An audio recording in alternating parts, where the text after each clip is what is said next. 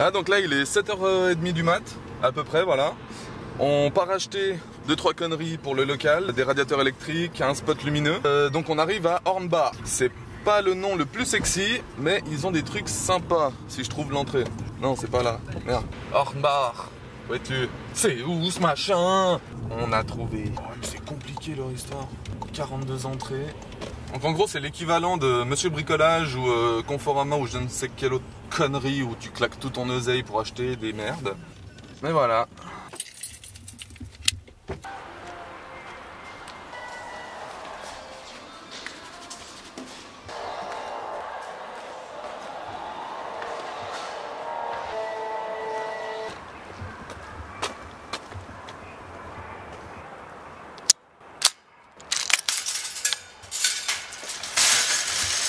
À la recherche du fameux radiateur. On l'a trouvé. Combien? 10 balles. Ça va. On a les deux radiateurs, on est bon. Ensuite, éclairage. Donc spot lumineux. Est-ce que c'est... Non, c'est pas là. C'est un vrai labyrinthe ce machin, ça me trouve le...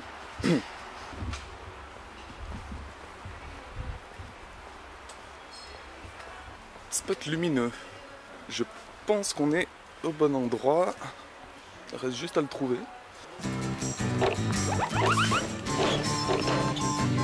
Spot lumineux, où es-tu? Oh, gamin!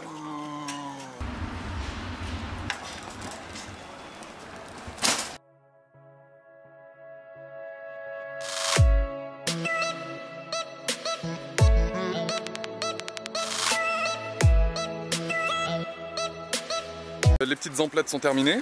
J'en ai eu pour 100 balles pour quoi? 4 conneries. Ça commence bien la journée. Donc là, je sais pas si vous entendez, mais en fait, il y a une chute de pierre tout en haut de la montagne. Et là, on voit vite fait les cailloux qui tombent. C'est impressionnant le bruit en vrai.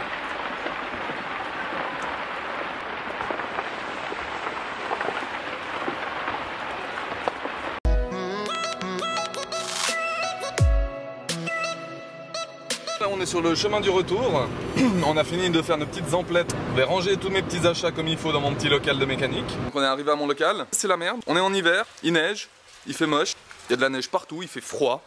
Je me les gèle. Cette vidéo portera sur le démontage complet de la CBR, la rénovation, un bon gros nettoyage de tout ce qu'il y a à nettoyer sur cette moto. Je vais changer le guidon. Je vous fais un petit spoil comme ça.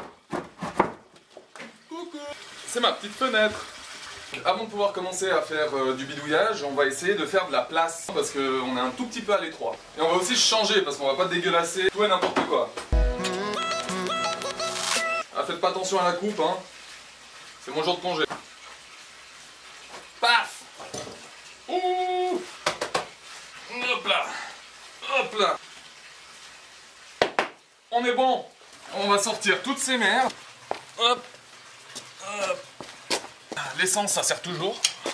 Des systèmes de frein, en veux-tu, en voilà. La caisse à outils avec 2-3 pièces. Bon, je crois que c'est le moment de faire péter la lumière.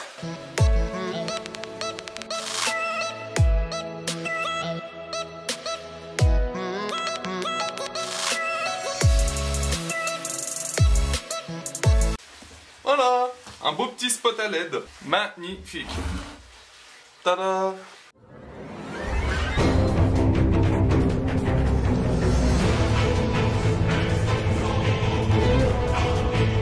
Donc ça c'est le mètre cylindre qui est prévu pour ce fameux CBR avec le petit réservoir que j'avais reçu dans une des vidéos précédentes. Une mètre de protection très important, très important. Et il faut protéger les yeux.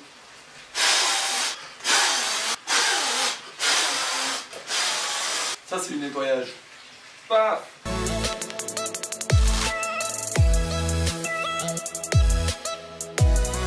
Enfin, c'est propre. Je vais pouvoir faire l'installation des petits radiateurs parce qu'on se les gèle un peu quand même. Hein. Ouais, mais c'est tout mignon. Alors, le premier, hop, manuel d'utilisation. Hop là. Hop là. Comme vous pouvez le voir, on a deux modèles différents. Parce que comme je suis un peu une tub et que j'étais un tout petit peu pressé, que c'était 7h30 du mat, j'étais vraiment pas réveillé, j'ai fait schlac, schlac et je me retrouve avec deux différents. C'est pas grave, on verra ce que ça donne. Ah, on va faire un petit peu de place. On va sortir cette machine de guerre.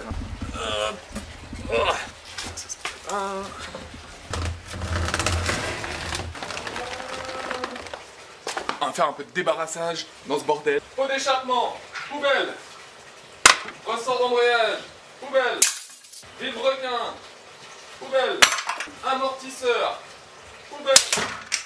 Ça c'est le genre d'outil, je kiffe, c'est une moitié de pince. Poubelle. Et voilà la bête, prête pour son démontage.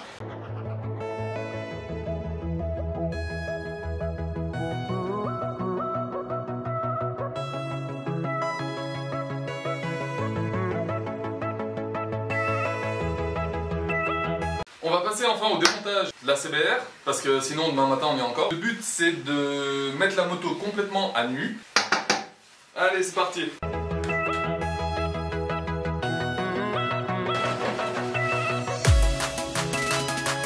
Ah, petit conseil quand vous démontez, essayez de remettre les vis là où vous les avez enlevées, parce que pour le remontage ce sera beaucoup plus simple. La protection arrière, elle est enlevée.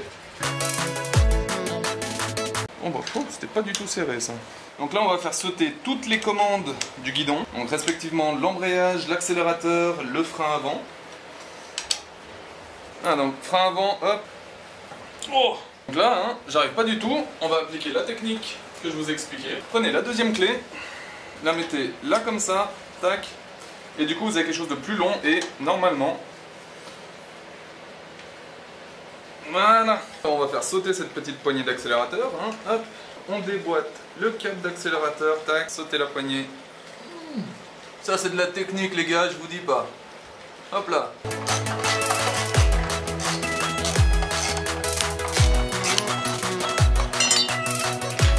Là on passe au démontage des carénages. Comme ça je vais pouvoir les poncer, les mettre tout beau tout propre, tous ceux qui sont cassés comme celui-ci et 2-3 qui sont fissurés. Le petit carénage latéral, on a le deuxième flanc. Donc là on va faire sauter les crash cage et la sub cage, comme ça on peut avancer dans le démontage de la CBR.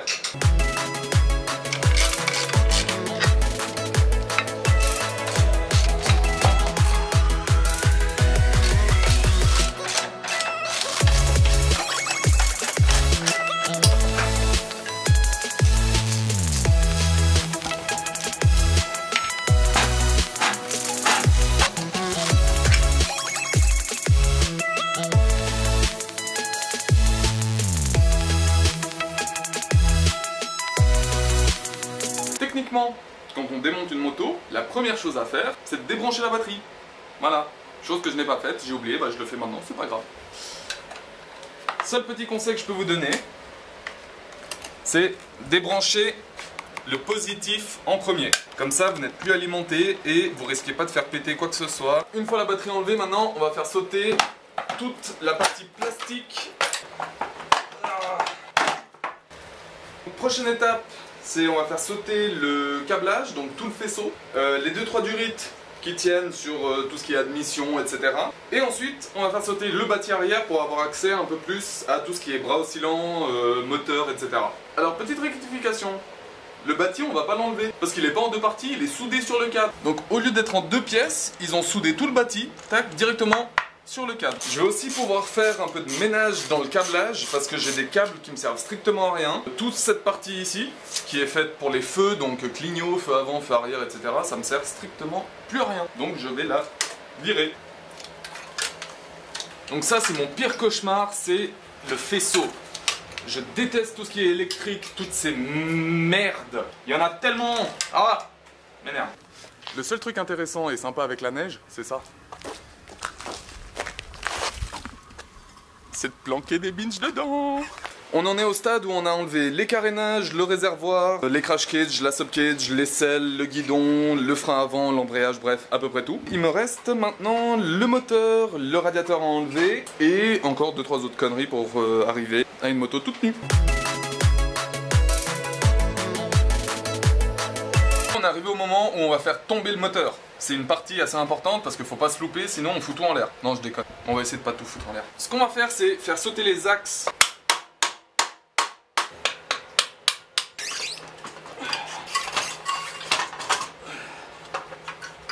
Il y a toujours une saloperie qui reste accrochée, bien sûr, hein. Sinon c'est pas drôle. Là en l'occurrence c'est le capteur de béquille. Ça pèse son poids quand même. J'ai pas démonté tout ce qui était radiateur, durite, etc. C'est pour pas avoir à faire une vidange du système de refroidissement et pas m'emmerder plus que ce que j'ai déjà subi aujourd'hui. Les platines à faire sauter.